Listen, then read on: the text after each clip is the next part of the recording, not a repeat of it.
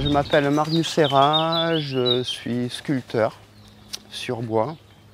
Je travaille à la tronçonneuse parce que au départ j'étais élagueur. J'apportais des soins un peu à des grands arbres, ce qui m'avait valu d'être élu meilleur artisan du Var à l'époque. On me confiait des patriarches en fait, des vénérables. Un jour, un de ces arbres est mort et je ne pouvais pas me résoudre à en faire du petit bois. Mon père était ébéniste, ça fait que j'avais une conscience de la valeur et de la richesse de cette matière.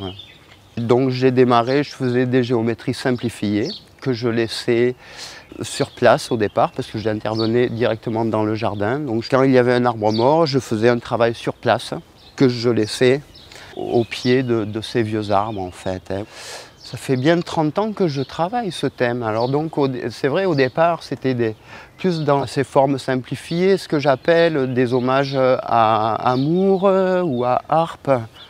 Donc avec des lignes très sombres, c'était plus obtenir une chair de la matière, obtenir une onctuosité de la matière en fait, dans la simplification de la forme. Après ça a été un travail, une recherche d'inscription et d'écriture, qui là c'est venu par la suite en fait. La sculpture sur laquelle j'ai été curieux dans l'histoire de l'art, c'est plus Brancusi, mais c'est vrai que c'est Munch aussi, l'étreinte de Munch qui est assez splendide. Et le baiser de Rodin, en fait ce thème a été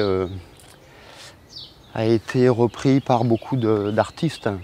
Au départ, dans chacune de mes sculptures, je m'appuie sur le tronc de base en fait. On retrouve toujours à un moment donné la dimension qu'avait l'arbre. Au départ. Parce que pour moi, c'est un mémoire. La masse peut dire oui, j'ai été un vieil arbre. C'est pour ça que j'appelle ça un mémoire d'arbre. Et après, mon travail, je l'effectue en tenant compte des spécificités de la matière, sa propre personnalité. Et c'est pour ça que c'est un travail d'improvisation, où je dois m'adapter aux accidents qu'a eu l'arbre. Je m'adapte au départ des branches.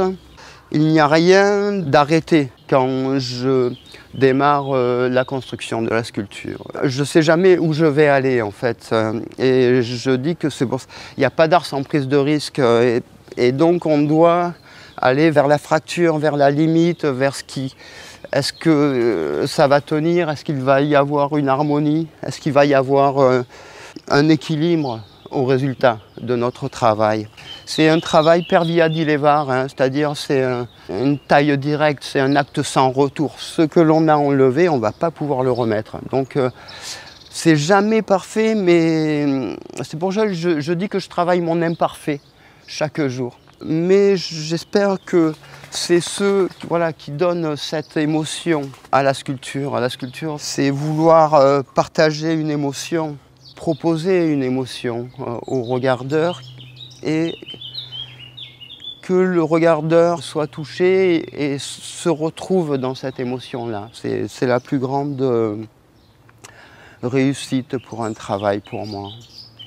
C'est cette faille donc qui sépare les deux parties. Et il faut être à la juste distance entre attraction et répulsion en fait. C'est essayer de trouver cette force qui puisse exister. C'est vraiment...